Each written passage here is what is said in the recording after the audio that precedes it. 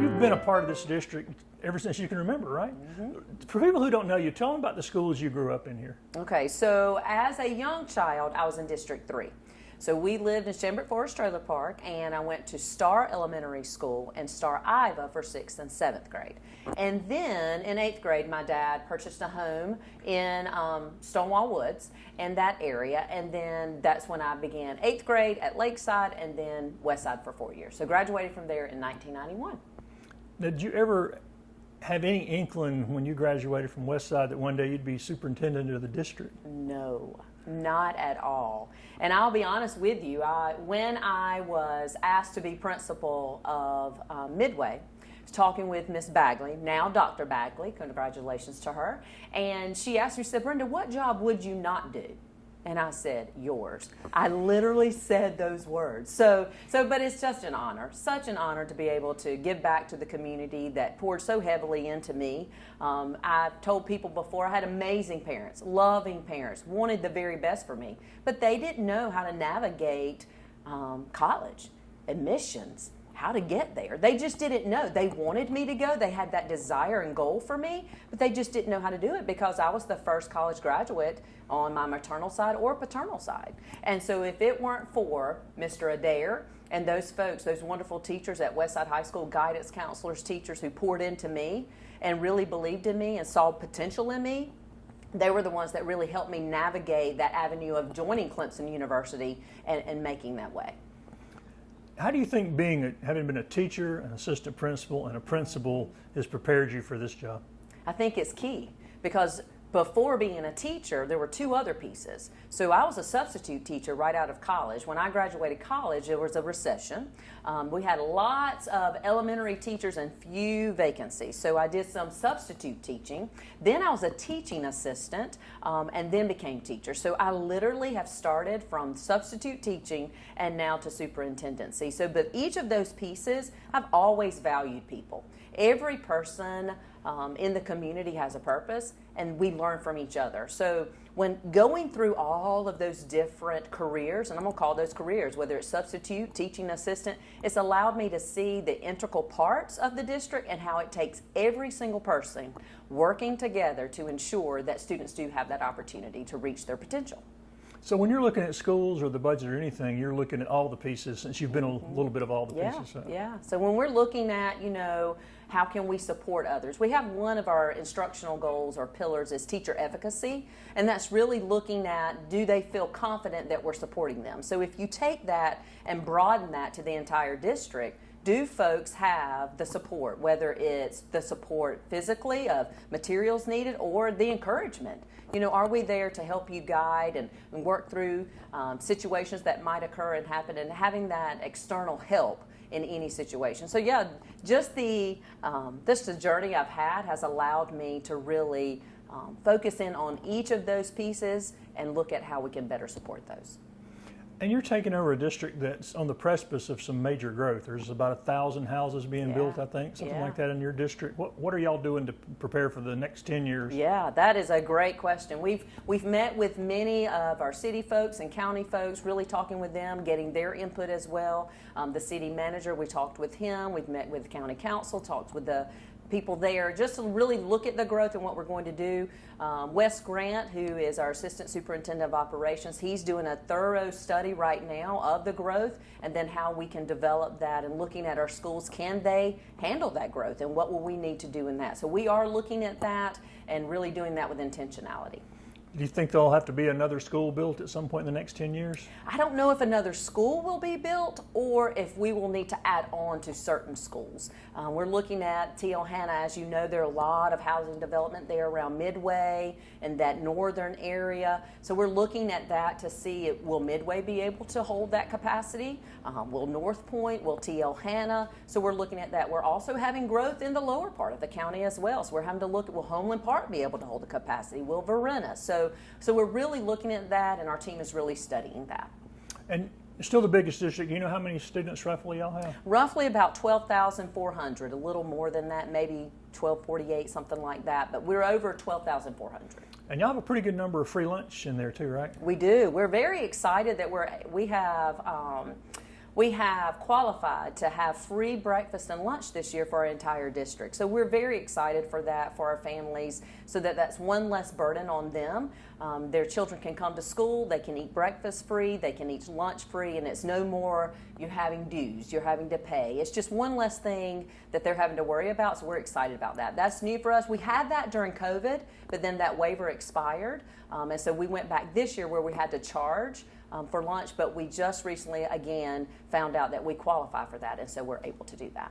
This past year, I know they're embargoed, but in general, were y'all pretty pleased looking at the initial test score results? Yeah, we have preliminary data, and you're right, it is embargoed. Usually the embargo is lifted that first week of September, somewhere around that time, but we are pleased with the preliminary that we did make gains. And I can't elaborate more on that, but I'm so excited for everyone because, as we mentioned at the very beginning of this interview, it takes us all. It takes the bus drivers, it takes custodians, it takes culinary, it takes teaching assistants, it takes teachers, administrators, guidance counselors, it takes social workers, it takes everyone really pouring into those children to get those academic gains. And we have seen that this year. When we had this year, we had a really strong focus on 3 goals or 3 pillars. It was to increase academic achievement, instructional leadership, and teacher efficacy. And I think because we had those 3 pillars in every department, whether it was student services, whether it was finance, every department looked through those 3 lenses. I think because of that unification of goals and looking at the actions of each of us and what we do daily, that is why we've had the increase in our academic gains.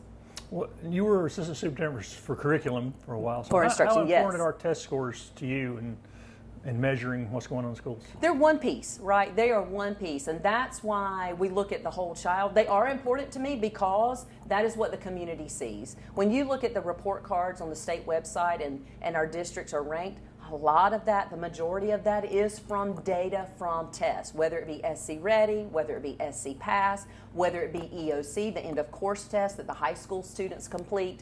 A lot of that report card rating when, schools get excellent or good or above average, those types of things are average. That comes from data. So we do stress that because that is what the federal government and the state Department of Education are looking at. But that's one component. And that's why we really poured into having guidance counselors, social workers, mental health counselors to really help the whole child. Because we know when the whole child is successful, then they can meet their potential. When there's an area that's a deficit that really needs to be looked at, then that academic growth is not going to be there. So we really do look at the whole child. Any accomplishments from this past school year you want to make people aware of that they may have missed? Or Oh yeah, if you have not heard, we hope you have. Southwood Academy of the Arts and Palmetto's Finest. What an honor. And when remind people what that is. Okay, so Palmetto's Finest is an award that's given by SCASA.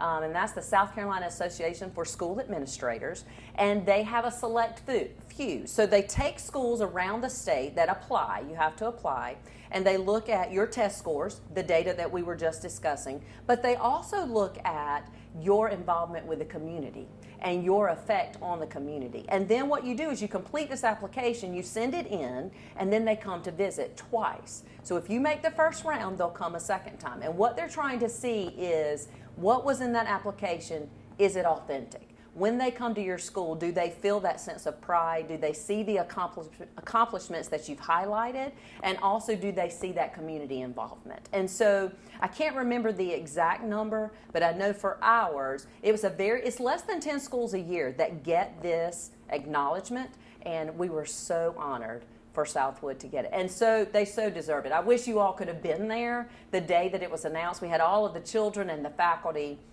in the Southwood Auditorium, and they had everything broadcasted live because it was virtual, but it was live. And so they had it on the screen, and the children were so excited, just anticipating, and then when they didn't even hear their name, when they heard Anderson, we were the only one they just erupted, and they were jumping, and people were running, and it was so exciting to see that all of their hard work and their accomplishments were not only noticed within their school, but within the state. And so we're just so very proud of them. Any other accomplishments over the district this past year that people might be? Yes, we've had with our golf team. Tijuana golf team, they won state, so we're so excited for them as well. Our athletic facilities, if anybody has ever had an opportunity to visit those, they are exemplar, and they really do support the development of athletes and how they're doing. So we're very proud of Tijuana and their golf team. And you got the new cross country. Yes, we were just out there yesterday looking at its development and where it's going to be. And Mr. Moore's doing a great job getting that set up ready for us. I think it's going to be a great addition, not only for Anderson School District 5. The piece for us that's real important, couple of pieces. One, it gets our kids running in a safe environment. If you know, we didn't have a cross-country track. And so our children, you probably saw them running up and down 81 on the sidewalks. And we just wanted something more safe for our children, so this is going to allow that. And the West Side Cross Country, they were running up and down Jackson Street in that area. So this is just going to be a facility that allows our children to come and run safely, but it's also going to be a great facility for Anderson County because it's going to be able to host meets where they come and generate excitement about the county, what we have to offer, and it's a great training facility. For those who haven't seen it yet, I was out there yesterday. It's very, very nice, and I think it's going to create great growth for us. What about the extra money that you're using to bring kids back up to speed from pandemic thing? That's run out. The ESSER funding. ESSER funds, yeah. Okay. That's run out. How will y'all deal with the lack of funding in that area? Yeah, that's a great question. Now, one thing that came from this school year, we had to go through accreditation.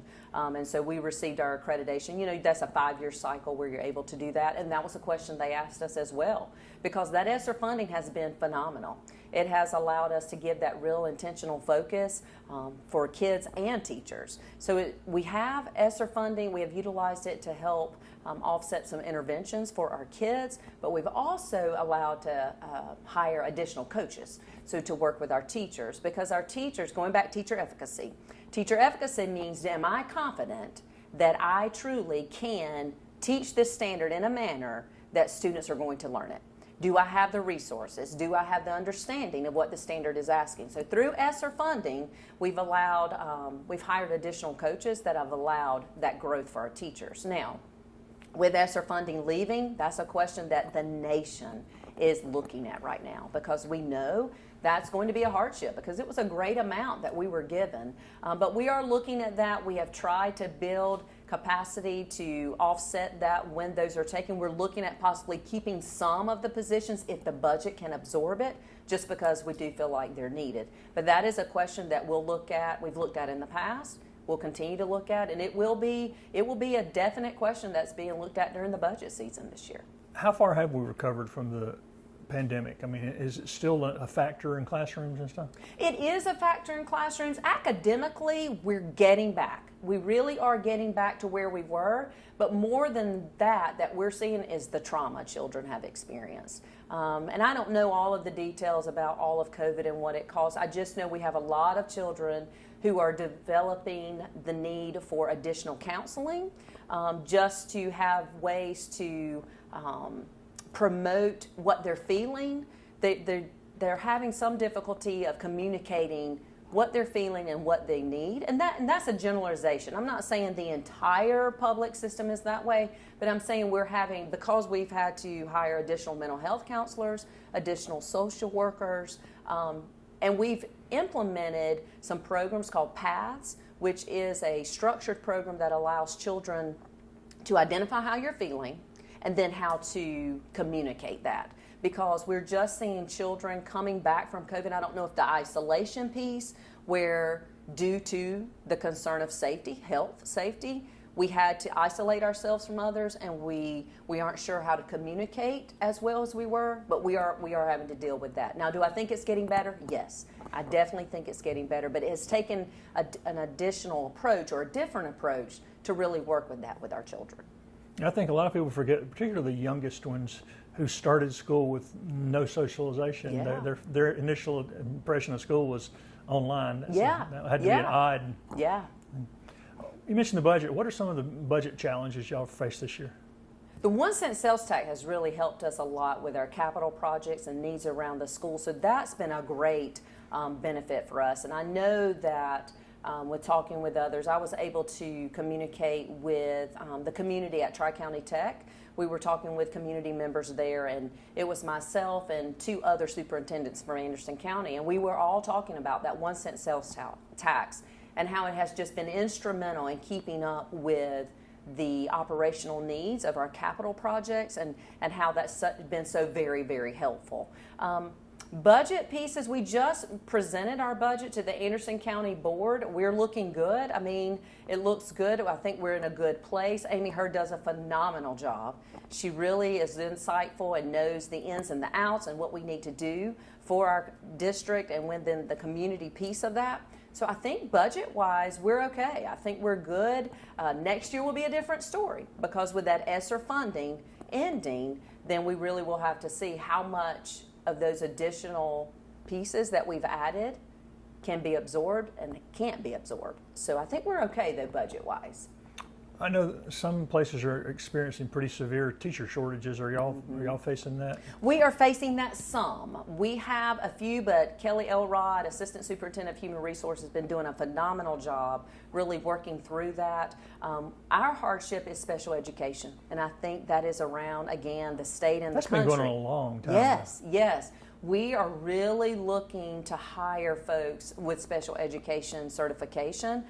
Again, going back, we have more children coming in, and some children need those additional services. And so if I had to say one area, that would be the need right now that we have the greatest vacancies. It's still, I believe, less than 5, so we're in really good shape, but it is a need.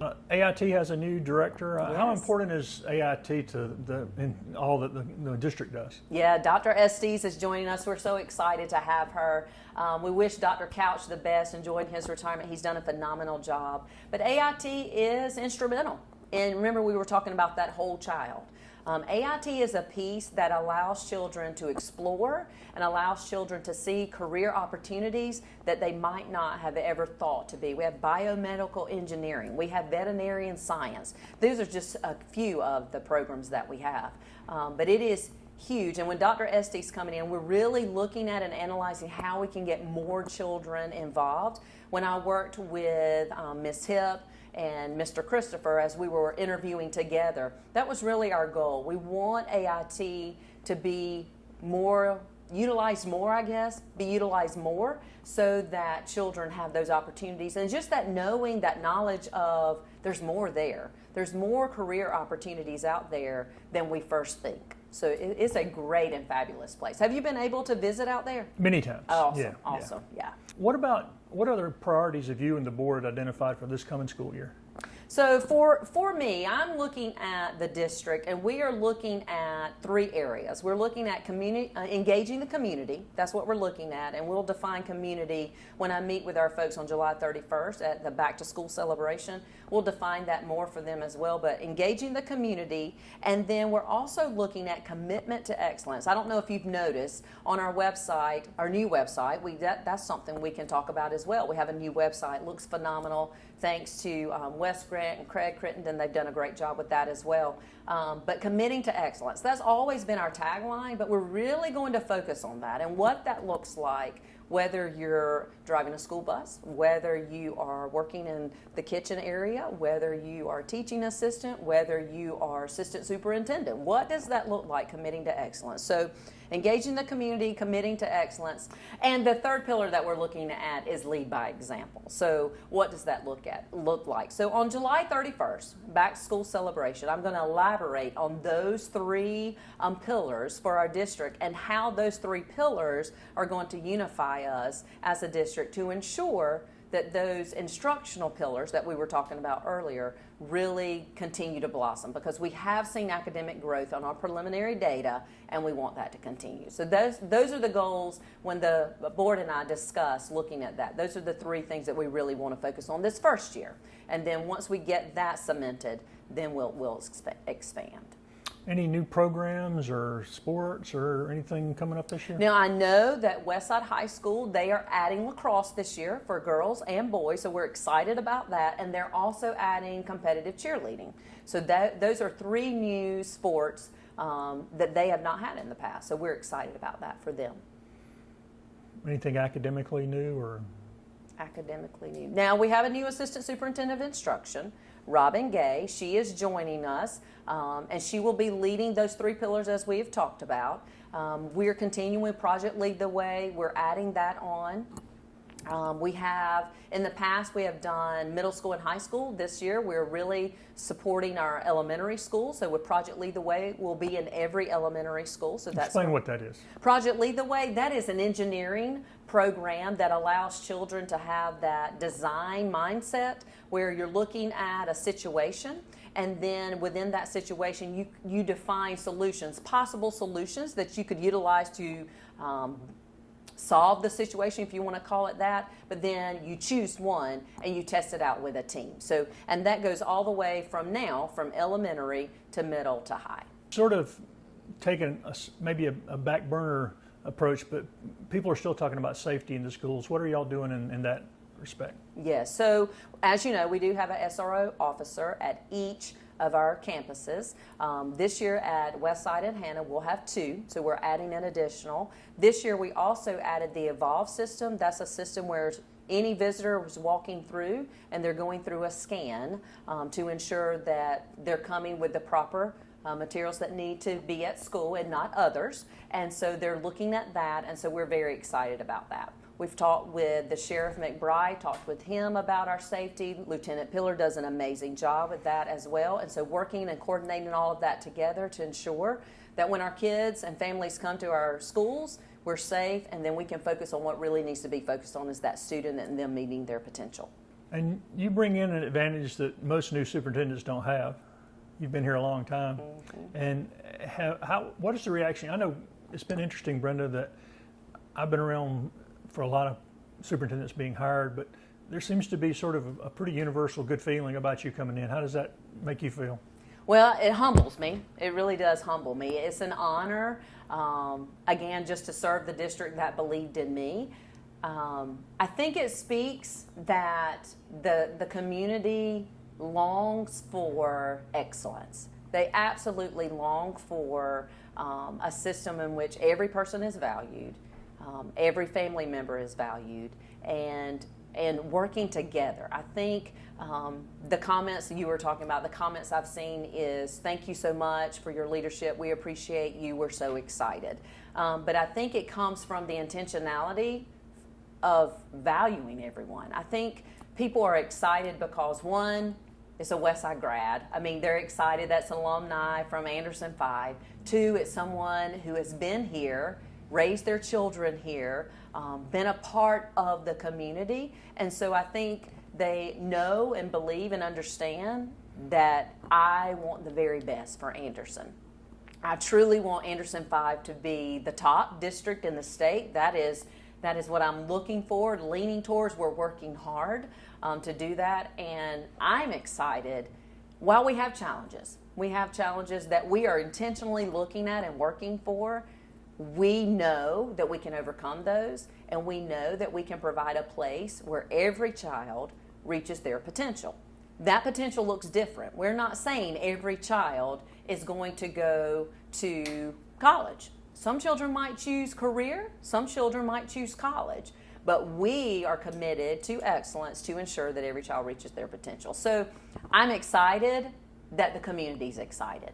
That makes me even more eager to get started, more eager to commit and engage to the community, because the community wants Anderson 5 to be successful.